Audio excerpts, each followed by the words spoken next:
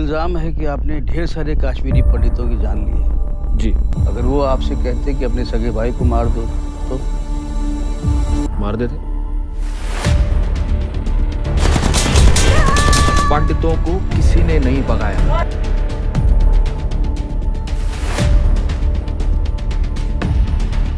क्यों बड़े पर्दे पर दर्द का एहसास नहीं करा पाई कश्मीर फाइल्स? क्या स्वर्ग को नर्क बना दिया है हम इंसानों ने?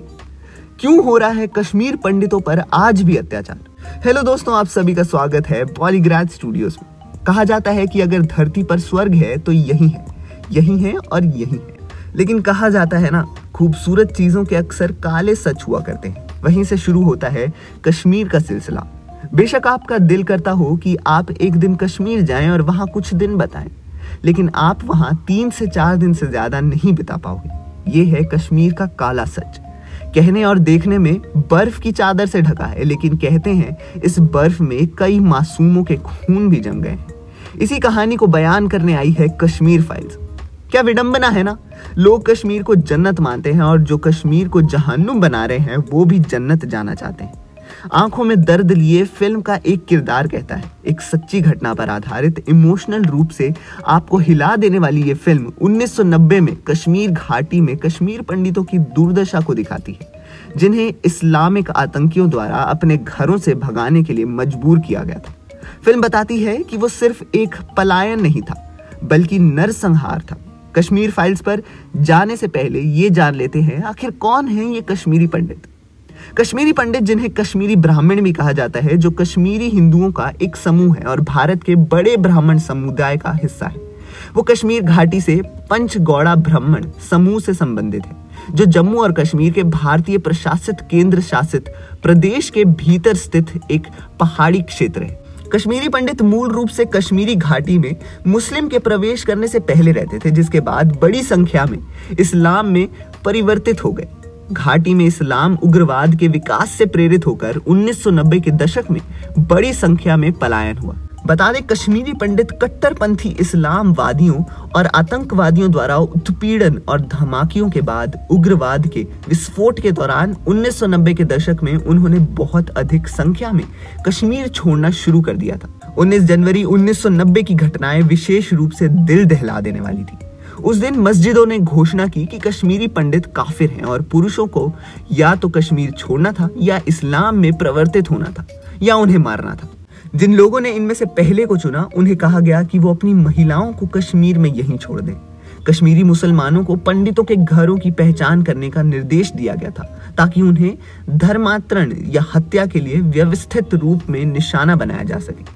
इस घटना को ही कश्मीर फाइल्स में दिखाया गया है। लगभग 2 घंटे 40 मिनट लंबी इस फिल्म में निर्देशक विवेक अग्निहोत्री भारत के एक प्रमुख शैक्षणिक संस्थान और मीडिया पर निशाना साधते हैं। वो अनुच्छेद 370 को निरस्त करने से लेकर कश्मीर के प्राचीन इतिहास और पौराणिक कथाओं पर भी फिल्म के जरिए बात करते हैं। लगभग 30 सालों के बाद कश्मीरी पंडित आज भी न्याय की उम्मीद करते हैं। ये फिल्म उनकी पीड़ा, उनकी आवाज को सामने रखती है। ये दिखाती है कि किस तरह राजनीतिक कारणों से कश्मीरी पंडितों के नरसंहार को सालों साल दबा दिया गया।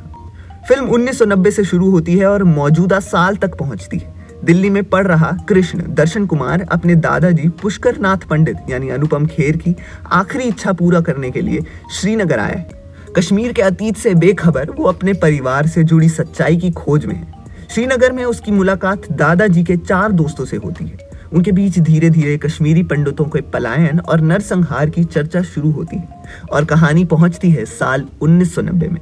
साल 1990 की कहानी JKLF द्वारा सतीश टिक्कू की हत्या के साथ शुरू होती है। दिखाया जाता है कि किस तरह कश्मीर की गलियों में आतंकी बंदूकें लेकर चारों ओर घूम रहे हैं और कश्मीरी पंडितों को ढूंढ ढूंढ कर मार रहे हैं, उनके घर जला रहे हैं। ना महिलाओं को बख्शा जा रहा है, ना बच्चों को। गली गली में रालिव, चालिव या गालिव के नारे गूंज रहे हैं, जिसका अर्थ है या तो धर्म बदलो, या भागो, या मर जाओ। पहली सीन के साथ ही निर्देशक स्पष्ट कर देते हैं कि ये फिल्म 1990 की घटना को गहराई से छूने वाली है। फिल्म कश्मीरी पंडितों पर हुए तमाम हिंसा को दर्शाती है। बीके गंजू की चावल की बैरल में हत्या हो या नदी मर्ग नरसंहार हो, जहां 24 कश्मीरी पंडितों को भारतीय सेना की वेश में आए आतंकियों ने गोली मारकर हत्या कर दी थी। ये घटनाएं हम पुष्कर नाथ पंडित अनुपम खेर और उनके परिवार की नजरों से देखते हैं। वो अपने बेटे, बहू और 2 पोतों के साथ श्रीनगर में रहते हैं। जब उनके परिवार पर खतरा मंडराता है तो वो अपने 4 दोस्तों ब्रह्मदत्त, मिथुन चक्रवर्ती जो कि IAS हैं, DGP हरि नारायण, पुनीत सर, विष्णुराम, अतुल श्रीवास्तव जो कि मीडिया के लिए काम करते हैं, और डॉक्टर महेश कुमार, प्रकाश बोलावाड़ी से मदद मांगते हैं। लेकिन तत्कालीन राज्य के अपंग प्रशासन के सामने सभी असहाय दिखाई देते हैं। ये सभी किरदार प्रतीकात्मक हैं जो उस वक्त मौन रही सरकार को दिखाते हैं। निर्देशक ने फिल्म में कृष्णा की दुविधा के द्वारा आज के युवाओं को इंगित किया है। एक तरफ उसकी प्रोफेसर राधिका मेनन यानी पल्लवी जोशी कश्मीर की आजादी के लिए नारे लगवाती है, दूसरी तरफ है उसका परिवार और कश्मीरी पंडितों का इतिहास। कृष्णा किस पक्ष की ओर से न्याय की मांग करता है, ये ही फिल्म की कहानी है। अगर इतिहास की बात करें तो 19 जनवरी 1990 की सर्द सुबह थी। कश्मीर के मस्जिदों से उस रोज आजान के साथ साथ कुछ और नारे भी गूंजे। यहाँ क्या चलेगा निजाम मुस्तफा, कश्मीर में अगर रहना है अल्लाहू अकबर कहना है, और 80 गच्छी पाकिस्तान, बटवरोस न बटनेव सान। मतलब हमें पाकिस्तान चाहिए और हिंदू औरतें भी, मगर अपने मर्दों के बिना।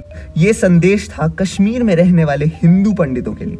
ऐसी धमकियां उन्हें पिछले कुछ महीनों से मिल रही थी। सैकड़ों हिंदू घरों में उस दिन बेचैन थे।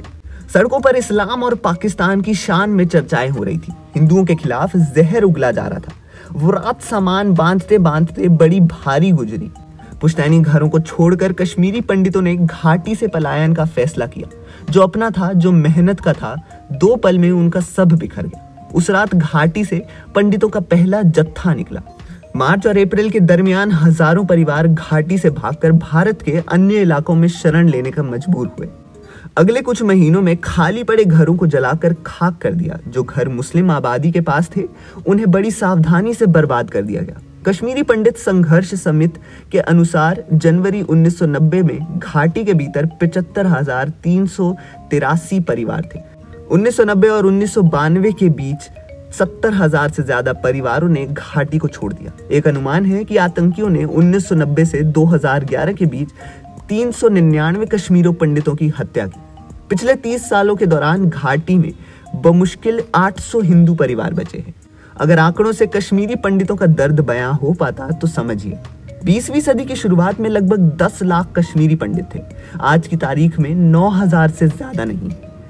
1941 में कश्मीरी हिंदुओं का आबादी में हिस्सा 15% था।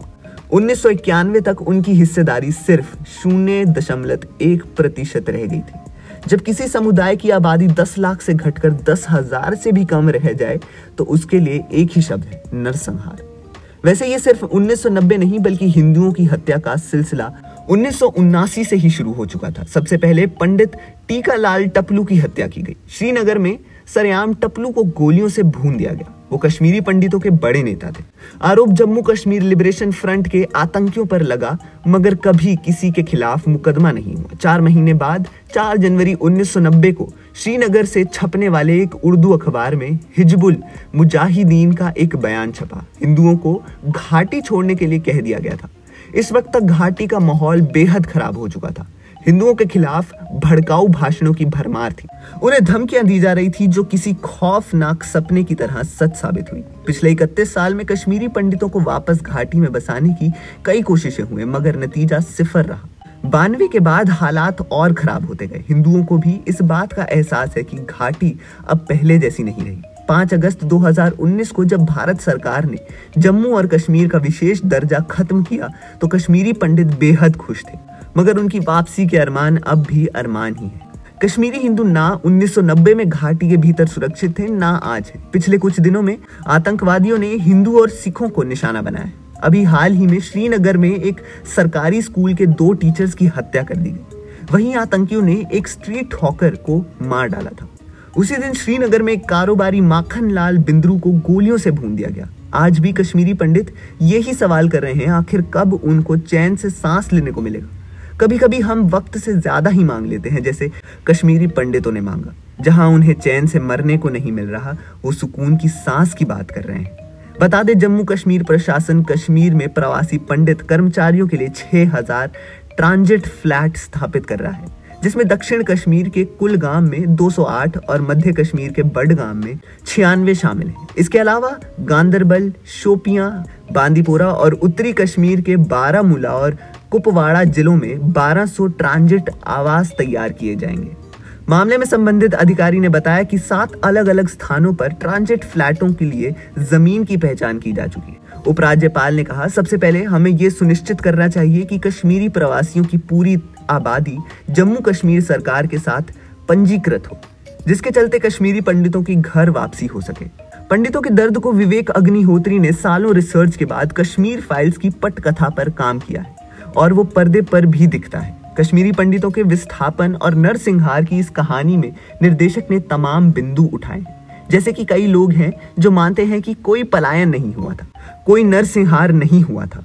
कुछ मानते हैं कि कश्मीरी हिंदुओं को उनके घरों से बाहर नहीं निकाला गया था, बल्कि वो अपनी मर्जी से चले गए थे। फिल्म में इसका जवाब दिया गया है। निर्देशक मुख्य तौर पर 3 किरदारों के जरिए हमें कश्मीरी पंडितों की पीड़ा दिखाने की कोशिश करते हैं। पुष्करनाथ पंडित का किरदार एक आम पीड़ित पंडित को दिखाता है, तो शारदा का किरदार महिलाओं पर हुए अत्याचारों को, और कृष्णा का किरदार पंडितों की तीसरी पीढ़ी है जो अतीत की वास्तविकताओं से बेखबर है। हालांकि भावनात्मक पक्ष से ऊपर उठे तो फिल्म में थोड़ी कमियां भी दिखती हैं। कहानी कई जगह दोहराती सी लगती है और कल्पना के लिए कोई जगह नहीं छोड़ती। नरसंहार के दृश्य हो या अन्य हिंसात्मक कृत्य, निर्देशक आतंकियों की बर्बरता दिखाने के लिए स्पून फीड करते हैं। फिल्म में इतने सारे मुद्दे एक के बाद एक सामने आते हैं कि आपको इक्के दुक्के किरदारों को छोड़ किसी से जुड़ने का मौका ही नहीं मिलता। फिल्म की स्टार कास्ट बेहद दमदार है। पुष्करनाथ पंडित के किरदार में अनुपम खेर ने बेहतरीन काम किया है। उनका किरदार आपको झंझोड़ता है और जाते जाते आंखें नम कर जाता है। कश्मीरी पंडितों के दर्द, निराशा और उम्मीद को उनके हर भाव में देखा जा सकता है। कृष्णा के किरदार में दर्शन कुमार को कुछ दमदार सीन मिले हैं, जिसके साथ उन्होंने पूरा न्याय किया है। वहीं चिन्मय मांडलेकर अपने किरदार फारूक मलिक बिट्टा में इतने रच बस गए हैं कि आप उनसे बिना नफरत किए थिएटर से बाहर नहीं आ पाएंगे।